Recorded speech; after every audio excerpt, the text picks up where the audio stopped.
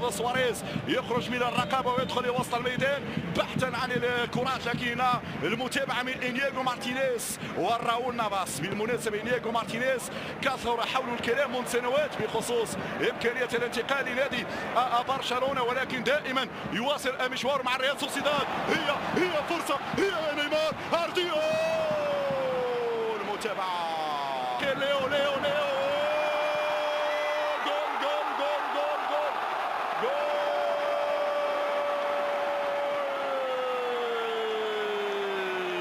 فعل دينيس سواريز، سجل دينيس سواريز بعد عملية هجومية سريعة من الطراز العالي. دينيس سواريز 23 سنة مشاهدينا الكرام، والاسم القديم نادي فياريال، عنده هدف في الليغا الإسبانية، هو يدون يؤرخ هدف في الكوبا ديل ري. يا سلام على لمستك يا سواريز، يا سلام على اسيس يا سواريز، والمتابعة من الشاب دينيس في المرمى حتى في الشبكة حتى في مرمى كيروني. شوف سواريز، شوف النظرة، شوف الحس، شوف الفكر الكروي. الله يا سواريز، شوف هنا بخارج القدم حتى لدينيس، هنا بلمسة الوحدة في الزاوية البعيدة. 1-0. البارسا لم تتأخر في التهديف، البارسا لم تتأخر في التسجيل. هكذا عودنا الكتالونيين، هكذا العودة اللاعب انيستا. كلنا نتذكر طبعا الإصابة في قدمه اليسرى، وسيرجيو كذلك اللاعب الذي أصيب على مستوى كاحل القدم اليمنى دون إغفال. لاعب رافينيا كذلك واحد من الأسماء البارزة. ماتشيرانو يغير تماما على الجهة اليسرى، لعب كثيرا على الأطراف، صعب اللحاق بهذه الكرة، صعب التحكم في هذه الكرة في نهاية المطاف، تمشي لرمية الجانبية. اعتقد ان ماتشيرانو الكل يعرف هذا الامر، النزعه الدفاعيه اكثر منها هجوميه. اللاعب الارجنتيني المخضرم، بينما شوف اللقطه مره اخرى، شوف باللمسه الواحده، شوف كيف ضغطوا على دفاعات الريال سوسيداد، كيف افتكوا الكره وبعد ذلك التحول الى هجمه بسرعه. ولكن ما اعجبني في اللقطه اللمسه، والثاني جول. هل احتسب الهدف؟ وضعيه التسلل يا سواريز، وضعيه التسلل يا سواريز. شوف الاعاده، الله على اللمسه، الله على اللمسه. كان هناك تسلل على لاعب سواريز في اللقطه الماضيه. كره اماميه لفائده الريال سوسيداد، يتحرك فيها ليلة ومتيتي في التوقيت المناسب والمكان المناسب. السرعه مطلوبه. ليو ميسي يلعب نيمار ارينا مهارتك يا نيمار، ارينا مراوغتك يا نيمار، يمر الكره، امكانيه سواريز ركنيه. لما يتحرك برشلونة بسرعة تكون المساحات ويكون المجال مفتوح من أجل وصول لمرمى الرولي. كما نلاحظ الآن لحظة استلام الكرة والتحرك سريعا مع ليو ونيمار وكذلك سواريز. لأول مرة أشاهد 3 لمسات من الأمسان تمشي للركنية في هذه الأثناء. مشاهدينا متابعينا في كل مكان، نيمار يسعى لتنفيذ الركنية الأولى بالمناسبة لنادي برشلونة. ركنية ثالثة، نعم ثالث الركنيات. غريب جدا أن نرى أول ركنية لنادي برشلونة بعد مرور 39 دقيقة. هذا الأمر لم نتعود عليه بملعب الكامب نو. مرة أخرى نيمار يسعى لتنفيذ الكورنر. سواريز تعامل معها كما جاءت، ولكن هنا جدار باسكي يقف بالمرصاد يا سواريز. التحرك سريعا في هذه الهجمه المرتده. كارلوس في هذه المره يمشي للجهه اليسرى، لكن الرجوع سريع لنيمار. تعال وخذ الانذار، تعال وخذ الانذار يا كارلوس. حركه غير مقبوله في هذه الاثناء.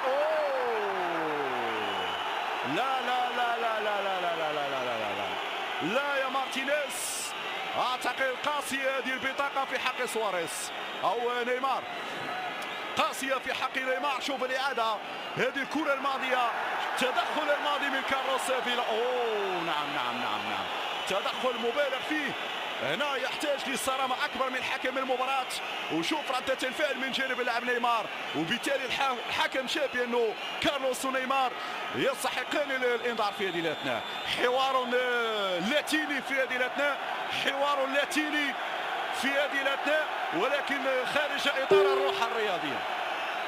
حوار لاتيني خارج اطار الروح الرياضيه، وبالتالي كلاهما التنشيط الدفاعي لنادي الريال سوسيداد. يلعب بكتلة واحدة يعني شوف هنا وكأن الريال سوسيداد يدافع ب10 لاعبين ولكن بطريقة منظمة جدا.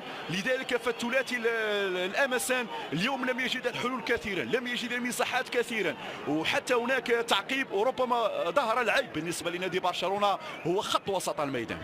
اعتقد ان برشلونه يفتقد لذلك خط وسط الميدان اللي حقيقه كنا نستمتع معه تشافي، انيستا، وقبل ذلك بوسكيتس لما كان بوسكيتس ايضا في كامل الجاهزيه وفي عز العطاء الذي كان يقدمه لنادي برشلونه. اعتقد بانه يلزم برشلونه خط وسط ميدان قوي ليظهر ثلاثي الامسات اقوى بكثير من الذي نشاهده.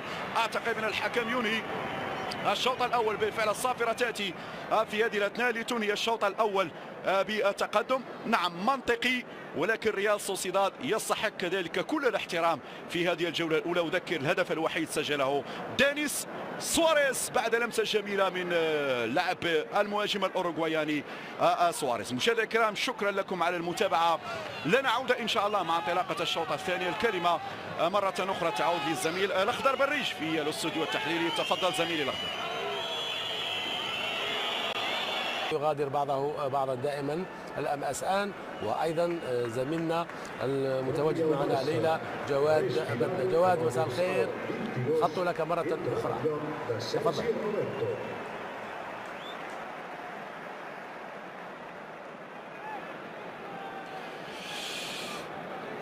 شكرا لك الاخضر بريش. نعود مره اخرى لملعب الكامب ناو لمتابعه الشوط الثاني في حوار اياب الكوبا ديل ري كاس ملك اسبانيا لموسم 2016-2017. 1-0 معطيات الشوط الاول. هدف اللاعب دينيس سواريز الذي خرج قبل لحظات مع بدايه الجوله الثانيه، والدخول يلعب اليكس فيدال. مس في تغيير حاليا الاصابه بالنسبه للاعب دينيس بالفعل دينيس سواريز الذي كان يعاني على ما يبدو في دقائق الجولة الأولى، وتصور بأن السبب الرئيسي في الليلة القادمة والاتفاق سيكون حاضر في القريب العاجل. بينما ليو بالتخصص جول جول جول جول جول.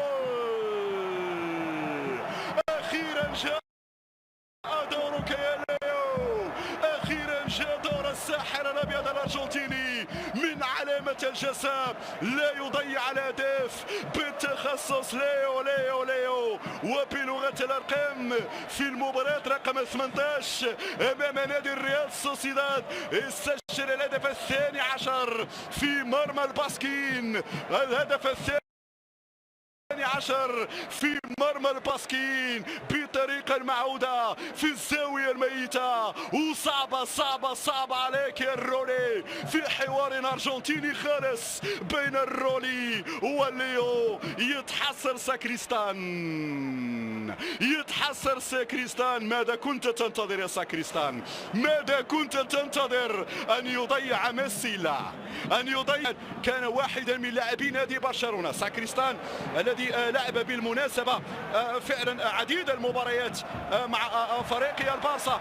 وهنا انطلاقة من جانب نادي برشلونة الثالث كان قريبا. الجزاء اليوم 9 ركلات جزاء لبرشلونة هذا الموسم، 4 لميسي سجلها كلها، و4 لنيمار ضيع واحدة، وكذلك ركلة جزاء واحدة للاعب راكيتيتش المتواجد في دكة البدلاء. هذه خطيرة خطيرة، جول خطيرة، جول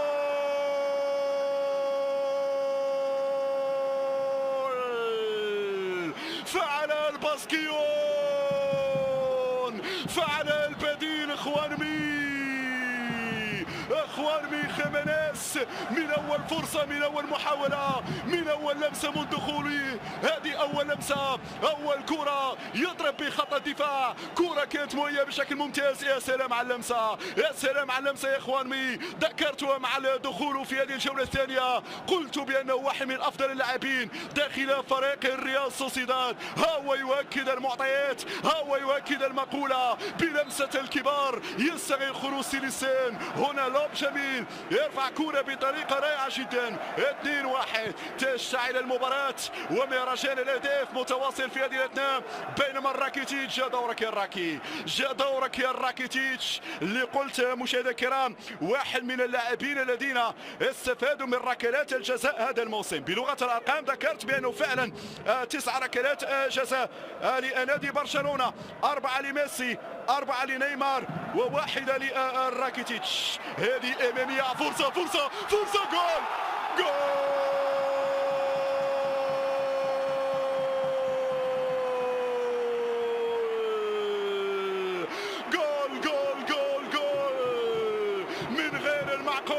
تسجل يا سواريز، من غير المعقول لا تسجل يا سواريز. جاء دورك في هذه الليلة، الليلة ليلتك يا لمسان، الليلة ليلتك يا لمسان. سجل ليو، سجل سواريز في انتظار نيمار. هذه الإعادة لمسة الأرجنتيني، شوف الأسيس، شوف ليو حطها له في المكان المناسب بلمسة البيستوليرو.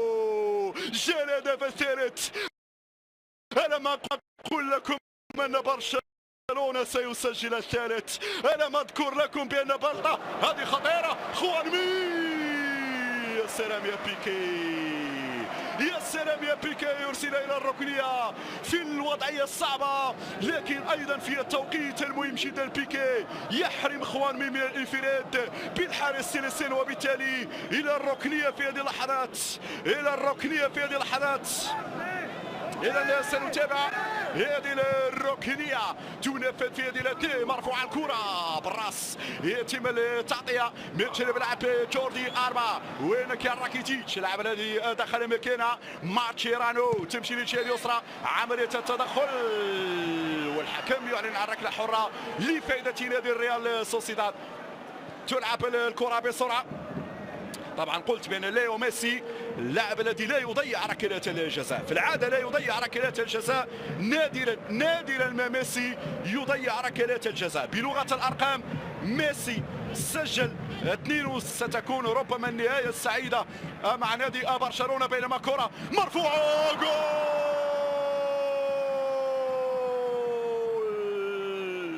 الباسكيون لا يستسلمون، الباسكيون لا يستسلمون. هكذا عودنا الريال سوسيداد، لا يعرف المستحيل، لا يستسلم. هكذا كانت ردة الفعل على هدفك يا سواريز. راسية جميلة، سوسيداد يشعل المباراة. ويليان جوسيه بالراس، حتى بالراس يهزمك يا سيليسين. شوف الارتقاء، شوف التركيز، شوف الحس التهديفي. ما أجمل لمسة، ما أجمل لمسة، لمسة برازيلية. هو حوار برازيلي، هو حوار برازيلي. لست وحدك يا نيمار. المليمترية من جانب اللاعب ليو ميسي ومتابعة مثالية بقدم البيستوليرو. هدف غاية في الروعة، هدف مدروس، هدف مدروس حقيقة من جانب هذا الثنائي.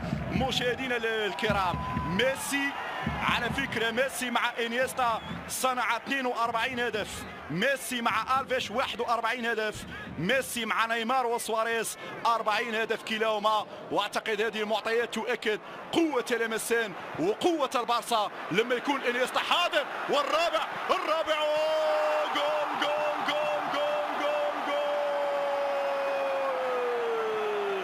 أي إمتاع هذا، أي إبداع هذا.